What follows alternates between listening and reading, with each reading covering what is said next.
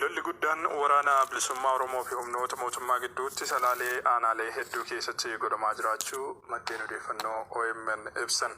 Lola sanbata lamaan darban aanaa Dagam Gandalee Mansadeen bakka addaa gabaa sanbataa jedhamutti tureen humnoonni mootummaa hedduun akka jabaa miidhaman jedhu maddeen waraanaa keenya.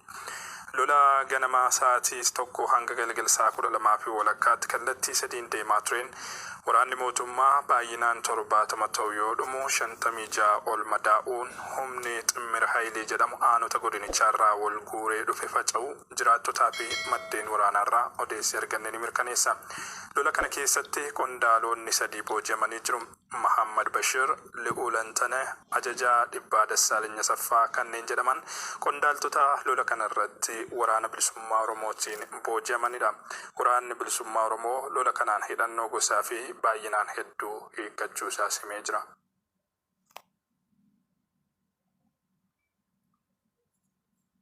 Oduudhuma wal qabatuun godina Wallagga Lixaa aanaalee Beegii fi Qondaalaatti lolli jabaan tibban waraana bilisummaa Oromoo fi humnoota mootummaa gidduutti walitti fufiinsaan gaggeeffamaa turuun himamee jira.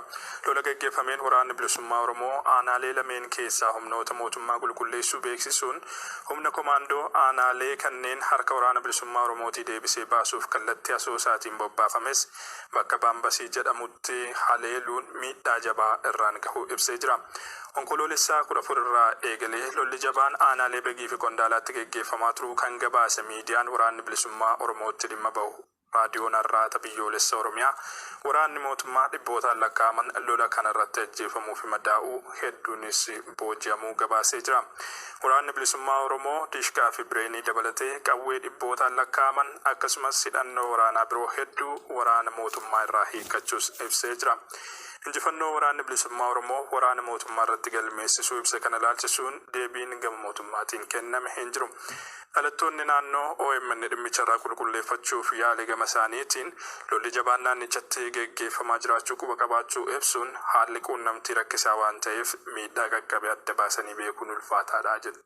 Waraani kaab Itoophiyaa deemuu jirjabaateetti fufiinsa hordofe biyyootaaf jaarmiyaaleen idil addunyaa gugurdoon ibsa baasuu yaaddomu jechuu irratti argama. Loltoota ganni isaanii 55 gattachuuf gara Itoophiyaa bobbaasuun TPLF mootummaa Abiy Ahmad waliin dhuunfa jiru waraanni Shaabiyaa magaalota naannoo Tigraay hedduu qawwee gugurdoon goobsa jiraachuusa BBC'n gabaase. Uummanni waloo Asmaraa Finfinnee hundir Ayyaloo Maariyaam Shiree qabachuuf itti mudda jiraachuun isa magaal Kibbaqsum Maqalee yaaddo jabatawno gaareen tullamaan deebite teessa bulchiis naannicha Noort Istaar ka'uunfat taanaan dhiibbaan sarbamees mirga namoomaatiin yaakkee waraana dachaan raawwatamuu danda'a jedha hawaasi idil addunyaa duul Abiyyiif Isaayyaas Afewerqi kan balaaleffachuun dalaya quraa'ool waraana addunyaa irras guddichi jedhamu kan dhaabsisuuf hawaasi idil addunyaa keessumatti immoo manni marii nageenya dhaabbata biyyoota gamtoomanii waan irra eegaman tolchin ka jedhe gamtaan Awurooppaa Itoophiyaa Eertiraa qoqqobbii meeshaa waraana haamuun gareen naga eegumsata Yuunaayitid Neeshin gara Itoophiyaa bobba'uu qabdi jechuun yaamichi dhiyeesse. Ergamtoota adda sadii erguun yaali jaba godhu irratti argamta Ameerikaa. Yaaddonni waan dabartu waraan lubbu qulqulloota hedduu nyaachuu jiru kana xummur godhu dadhabuun isii fafaa jee. Biyyoottan addunyaa Yuunaayitid Kingdom, Yuunaayitid Steet of Ameerikaaf Kanaada dabalate warri humni qabedduun ibsa baasuun aleella waloo Shaabiyaa fi Itoophiyaan naannoo Tigraay keessa godhuu jirtu kan balaaleffatan. Teessuma marii dhaabbata biyyoota gamtoomanii keessa qabduuf fayyadamte shirna irratti qajeelti Itoophiyaa Ayerlaand bimachuun hariiroo waliin qabmaddaan kutu jechuusii torbaan dabree gabaa. Yuunaayitid Steet of Ameerikaa kutaa bulchiinsi Jeersii Seneetar Katay Boob Maandeez alayaa xummur torbaan dabree koomitee walitti dhufeen hariiroo ala Ameerikaatti qor jedhanii loltoota Shaabiyaa talubbuu balleessitooti jedheen akkisiin Tigraay gad lakkifte ba'u qabdi jabeessa keekachiis. Bulchiinsi Baayiden jechuun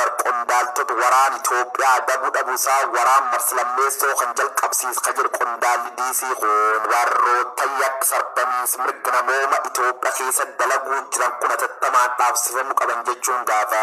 Duguug sanyii kanurra raawwatamaa ture afaan qabachuu fudhachuun Abiy cina dhaabbate jedhame TPLF'n kahimatam dhaabbate Muusaa Faaqii yookaan gamtaan Afrikaa yeroo jalqabaatiif waraan kaab keessa deemuu jira kanaa yaadda jechuun isa Finfinneen gammachiin Yuunaayitid Arab Imireetitti ambasaaddar Itoophiyaa katay Suleeman Daddafoo ibsa dhaabbata gamtaa Afrikaa kan hordofe barreeffam fuultuutar dhuunfa sarara qoreen Afrikaa yuunenilleen dhiibba biyyoota laatiif saaxilamte jirti jechuun alayaa bana ka onkololees guyya tokko barreessuun garee lamaan jechuun PPF TPLF ergeen gamtaan Afrikaa kun hojii araara guddayyo addunyaan itti kennitan fiixaan baasuuf humnaaf dandeettiin lanqab jechuun qeeqan irratti argaa marii ergama adda gamtaa Afrikaa chief Olusegun Obasanjo pirezidaantii Keeniyaa duraanii Uhuru Keenyaataaf ittaantu pirezidaantii Afrikaa kibba duraanii Boomzella Laamboofaatti hoggan jedhan tanaan beellamni gaafas qabamsuun eegi fashalaayes wanni jedham tokkollee hin jiru dhaabbatichi rakkoo loojistikiin naqunnamee jedhe jaarrele araara keessa tokko kata'e